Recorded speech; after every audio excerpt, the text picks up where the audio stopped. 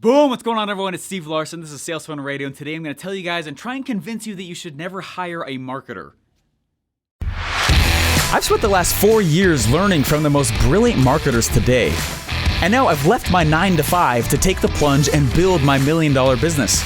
The real question is, how will I do it without VC funding or debt, completely from scratch? This podcast is here to give you the answer. Join me and follow along as I learn, apply, and share marketing strategies to grow my online business using only today's best internet sales funnels. My name is Steve Larsen, and welcome to Sales Funnel Radio.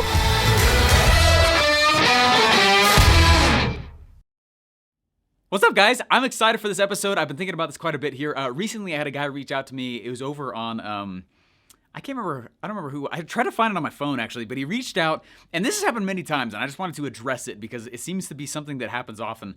The guy reached out, and he said, hey, I appreciate what you're doing. I watched the show. First of all, thanks for watching the show. And he said, I watched the show, and I was just wondering, could I give you maybe 20, 30% of my business to come in and be the marketer for it? And when I see that, I cringe, right? For many reasons. Number one, that is not attractive of an opportunity for me at all, because it means I'm going to be the guy making it rain and getting paid only 20% for what I bring in. And right, so that's not a deal. That's not a deal. Why would I be attracted by that? I'm not going to be, right? It's kind of like when people come up to me and they say things like, hey, Steven, look, I got this great idea. Will you do it? Will you come in, you build the funnel, I'll give you 50% of it. And I was like, why don't I just do the whole idea on my own and keep 100%, right? You know what I mean? Like, the idea itself is not an asset. Ideas are not assets. Ideas are not value, right? And so if you just have an idea and you try and go bring somebody in like that, that's not attractive. They might as well just go do it on their own, right? So number one, that's the first like, that I had when I saw it too. I was like, that's not a deal to me. But the second thing that I noticed, because this question actually comes to me very frequently. Steven, will you take 20, 30% of my company? Steven, can I give you 50% of my company? Steven, right, come into will you do it, right? And what's interesting about this topic is that there's a fundamental issue that I believe that is actually going on. When somebody asks that question, you should never ask that question ever, especially for the role of marketing, right? One of my early, basically one-on-one mentors, he taught me that, he said, if you think about like a business as a car, right? He said, finance is like the guy sitting over in the passenger seat, planning how far you can get with what gas you've got. Right? He's the guy sitting on the side going, this is what we can do. This is what we can project, basically, right? That's the finance guy in the passenger seat, right? Supply chain, they're the ones hanging out the window. They're the ones that are testing to see how much gas is left in the actual tank. They're the ones seeing when the next gas station is coming up, right? How far can we actually get based on resources? Where do we get the next resources, right? Right? Supply chain, very much like past focused. This is what we've needed in the past. Finance, very future focused. This is what we need in the future. It's the driver, though, that is actually the marketer. The marketer is who's in the actual driver's seat. They're the ones going, you know what? Let's go over there. I think that there's gold over there. Let's go that way. Marketers are the ones that drive the entire company. I'm going to get a lot of pushback when I say that, but it's very, very true, right? There's no cash. Your business is dead, right? What brings in cash? Marketing, right? Money is the byproduct of marketing. When I see somebody come out and they say things to me, things like, hey, Steven, would you please be, the marketer of my company? What that says to me is that that is an individual who has been solely married to the fact that they think that their product is what gives them money. It is not, right? The product is not. Now, that might be the exchange of what actually pulls the money to you, but that's not how sales are done. Right? When I see somebody ask that kind of question, I know that there's a fundamental misunderstanding of what actually is causing the cash to come in. It is not about the product, right? That is not what's actually bringing in cash. So when somebody comes in and they say something like, hey, would you come and be the marketer? That tells me they have no idea why their product is selling. They have no clue why they're actually being successful or not successful. They have no idea what levers are really going on inside their company, where if they just turned this lever and pushed away that one, money would start coming in a little bit more, right? I know when I go do consulting for companies, right? I'll go fly out to a company. I know that there are always like 3 or 4 levers that I could just go turn. And money is the result of it, right? And it's mostly because us entrepreneurs, we get so focused as being the technician. We get so focused on, hey, I got a sweet product. this product right here is incredible. This product's amazing. And you're like, yeah, you're right. That's true. You know what? You're right. That's true. Not many of you have done that. But it's not the reason somebody goes and purchases, right? Very few people will ever go buy something just because it's brand new and never been done, right? Right. That's important. That's important. That's attractive. That's sexy, right? But the reason has everything to do with the actual sales message and the ability to tell stories. And when somebody comes to me and says, Steven, take a percentage of my company to be the marketer, what it's telling me is that they actually have no idea what stories are selling. They have no idea why they actually bring in the cash on their own. And it's scary. That's a freaky place to be in. And I understand it. So number one, what do you do if you're in that kind of scenario right now? Or for the individual who reached out and asked that question, which first of all, thank you very much. I'm honored. The answer is no. I got a few things here, okay? If you're in that scenario and you're like, man, I just realized from when listening to Steven, I have no idea why my stuff sells. The first thing you need to start doing is go back to your existing customer base and start asking them at what point they realize this would be a good decision for them. And if they point to a feature, you keep digging until they point to a story. Okay, that's very key. Go back to your existing customer base if you have a business right now, and you go back to your existing customer base and you ask them, what made you purchase? Oh, and why was that feature important to you? Oh, interesting. So it was important to you because of this. Then what was going on in your life at the time?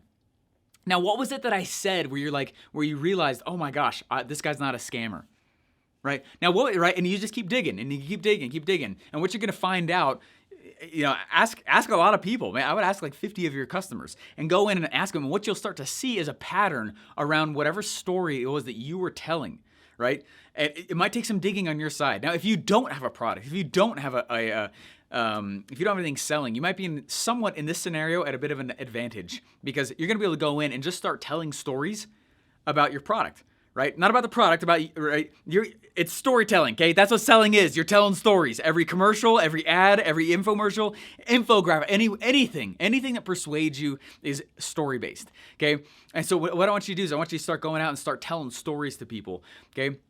And when you are able to measure which stories cause the biggest whoa, right? That's the story you should be using, right? And that's exactly how it works. Or whenever you start seeing a story or start telling a story to somebody and they're like, wait, what website was that? Wait, where did you get that? Wait, what tool was that? Wait, what product was that? When they start asking questions like that, they're in heat, right? That's a person with a wallet who wishes to be lighter, right? They're like walking around like, how do I buy this thing? I really, really need it, right? I can't remember what product it was that I just did that to recently, but I was listening to somebody and they're like, yeah, just do this, this, and this, and I got this cool product. I was like, I need that too. And it was a cool story.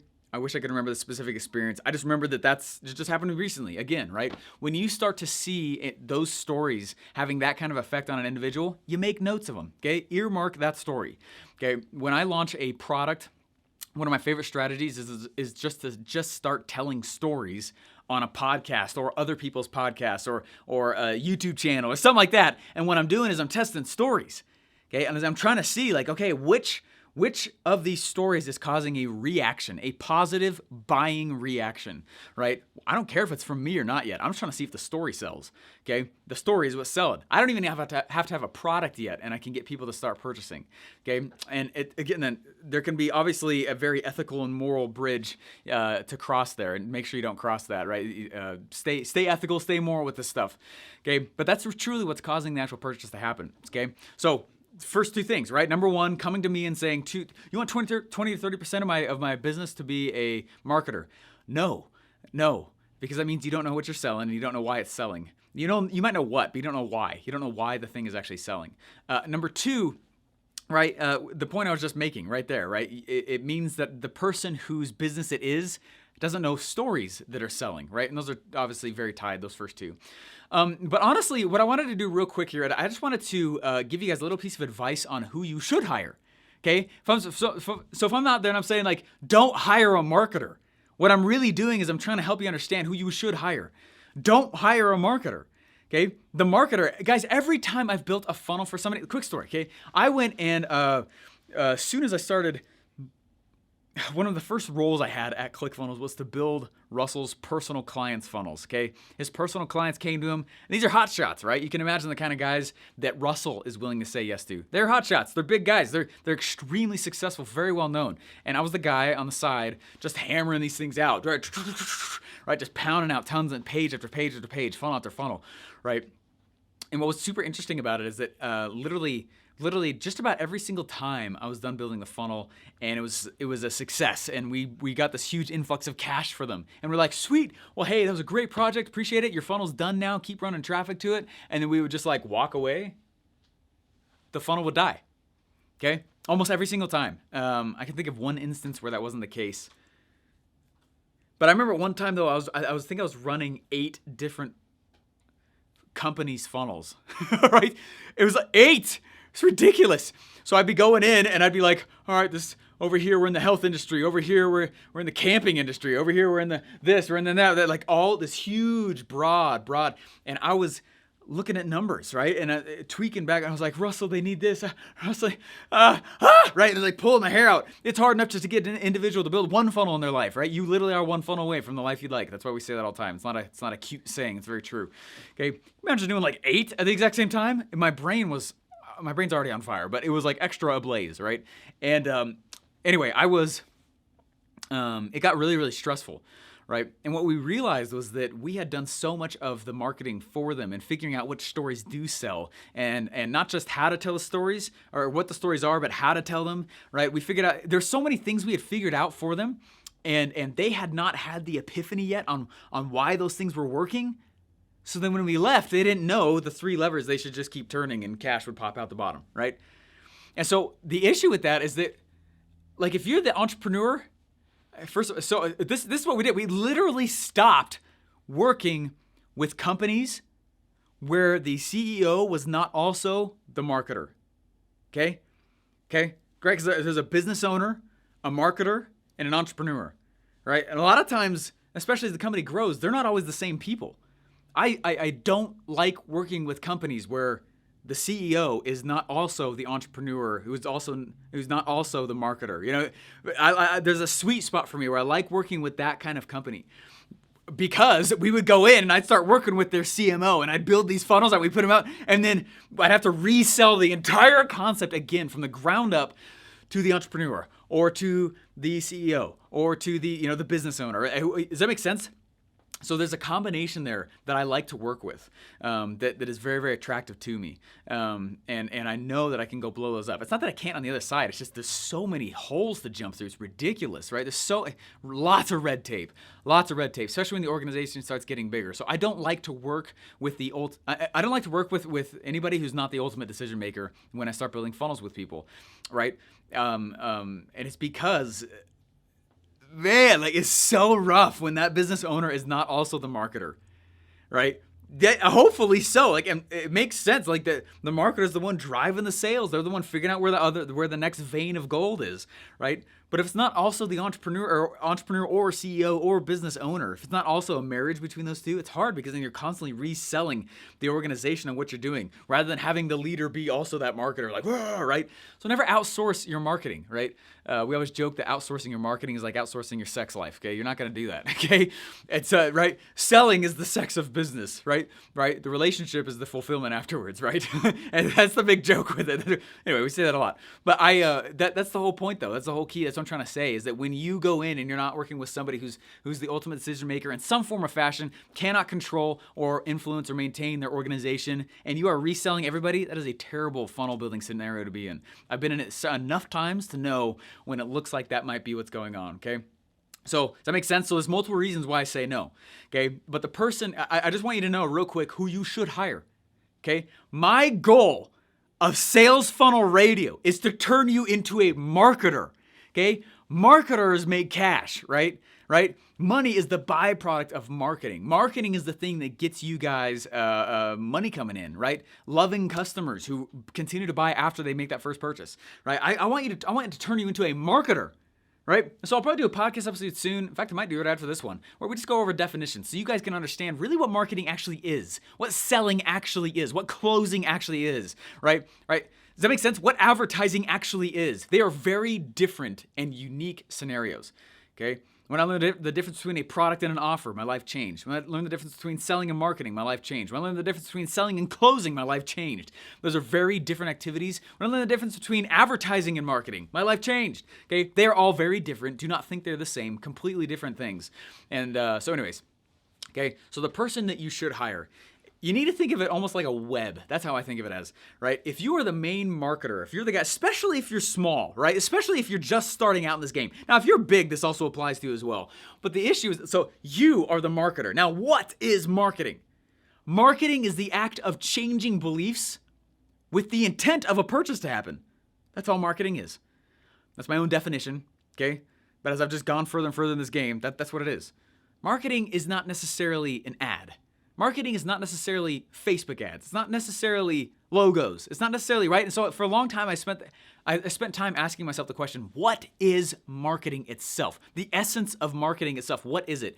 Belief. It's the act of changing somebody's beliefs. It's the act of changing the way somebody sees the world. You might do that through some kind of educational thing. Might be through some comedy ad. Might be, right? Many ways to pull that off. But all you're doing in the core of marketing is you are shifting someone's paradigm. That's it. You are changing the way they see the world. That should be up to the main business owner, CEO, entrepreneur, business owner, whatever, okay? The main decision maker. In my mind, that should be the same person. I don't know why you would ever hire out, oh yeah, marketing department. Everybody's in the marketing department. Everybody in your company should be in the marketing department, okay? You're just changing beliefs. If you got a mission enough strong enough in the business, in my opinion, very strong opinion, that should be every person in the company, okay? Okay, anyway, so if I got right here, I got the main marketer, you. I go out and I start trying to figure out, okay, from this space,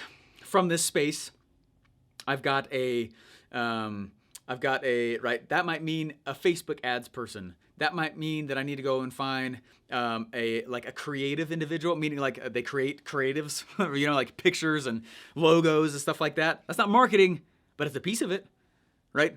Right. That might mean I need to go out and I need to find somebody to do honestly, a lot of the people that I hire for my content creation team, right? They aren't marketing, but they're part of my marketing engine, right? They're part of my engine that changes people's beliefs and their relationship with me and my products, right? That's what marketing is, right? So Facebook ads, that's not marketing, but it's a piece of it, right? Right. Creating logos, slogans, business cards, that's not marketing, but it can be a piece of it depending on if you're tossing a little story, right? That can totally be marketing, right? Creating those little, I think the biggest waste of space ever is, you guys know when you go into those arenas? I went to a basketball game with my siblings, my dad, a few years ago for Christmas. Went to a basketball game and we walk in, huge stadium. I can't remember, I think in Phoenix, so anyway, I can't remember who they were playing. Anyway, so we walk in, huge stadium, and across the stadium, what do you see? Right? There's obviously people, there's the players, obviously the stadium is all lit up and everything, but what else is all out there, right? There you got banners, right? You got people's names. That's it. Chase. Right? Chase. Coca-Cola, right? That's not marketing. That's advertising. Does that make sense? They're very different. I live in a world called direct response marketing, okay? Meaning the marketing that I create is intended for the person that I hope buys to see it. I hope that the person, right, it goes straight direct to consumer, right to that individual, okay? That's the world that I live in because my dollars are measurable. I know that when I spend this amount of money, like 99% of the time, I get a customer, right? It's measurable. I don't have to go get big dumps of cash coming on in, right? And so when you think about yourself, when you think about your business, you think the way it's structured, you've got your market. You are the marketer, meaning the stories are coming from you. You're the attractive character of your business. If you're the attractive character of your business, you better freaking be the marketer, okay? Does that make sense? Because the marketing stories that you're going to be telling will most likely be about the attractive character, right? And then you might have a Facebook person, right? An audio person, if you're doing something like a podcast, video, right? You might have this, right? And all these are pieces of marketing, but not marketing itself. That's the whole point I'm trying to get down to. So when somebody reaches out to me and they say something like, will you come out and be the marketer? I'm like, yeah, but I'll probably bring a whole team with me. And you're going to think that I'm just going to be the storyteller. All right, that's what it really means to be the marketer. And anyways, that's all I'm trying to say with this. It's funny because I've been asked multiple times, do you know any good marketers that I could hire? Guys, you can't find good marketers to hire. I was talking with, I think it was Trey Llewellyn when I was over with them hanging out. And he and I were laughing about this very concept. He and I were talking together and saying how funny it is. He's like, I keep getting asked, like, do you know any good marketers to hire? And he said the same thing. He goes, I was laughing when someone asked me that. You can't hire good marketers because they figured out how to make money so easily that they're just working for themselves, right? There's no such thing as hiring a good marketer, so which means you need to become one yourself. Does that make sense? I can find a good copywriter. I can find a great ads person. I can find a great. It's dang near impossible to find a good marketer. They just don't exist because they're not hireable. Okay, they're not hireable. Good marketers aren't hireable. They're not on the market. They're not on the job market. They're not looking for anything. Okay, and you can tell when somebody is a good marketer because usually they're turning down every opportunity. They're so focused on what they're doing. They get the game. They understand it. There's enough clicks that happen. Oh my gosh, are you serious? That's how it works? That they're just doing it on their own anyway. Okay, you can't find. So it's funny because I've had multiple requests for that in the past little bit here. People have reached out and they're like, okay, well, if you're not hireable, well, do you know any other good marketers I could hire? No. I know a lot of people that you could probably train up, but in reality, they're not going to be as obsessed about your product as you are. So just learn how to be a marketer, right? Just learn how to do it. It's not something to outsource. It's not one of the areas that's, right? I can find someone in finance. I can find a supply chain. I can find someone in fulfillment. Marketing is that thing. You don't outsource that one, right? You can't find a good marketer. They're not on the job. They're not looking. They don't care how good your opportunity is. They're already knees deep in their own, okay? Anyway, I hope this episode was helpful to you, and I hope that what it did is it helped recreate some of the relationships between what marketing really is, your company, right? Money is the lifeblood of your business. Cash flow is the lifeblood of your business, right? What's tied to that directly? Marketing, okay? You don't outsource that. You could outsource the ads, all these different pieces I was talking about, but don't think you're being attractive by giving away percentages of your company to good marketers. That's not what... JV, maybe, a joint venture, something like that, maybe. But... they're not motivated by that, okay? They're just not out there on the job board, okay? There's no such thing as a poor marketer. There isn't. There's no such thing as a poor marketer, which is why it's hard to hire them because they figured out the game, right? There's no such thing as a poor marketer, right? If somebody is poor, they're either new or they're not a marketer, right?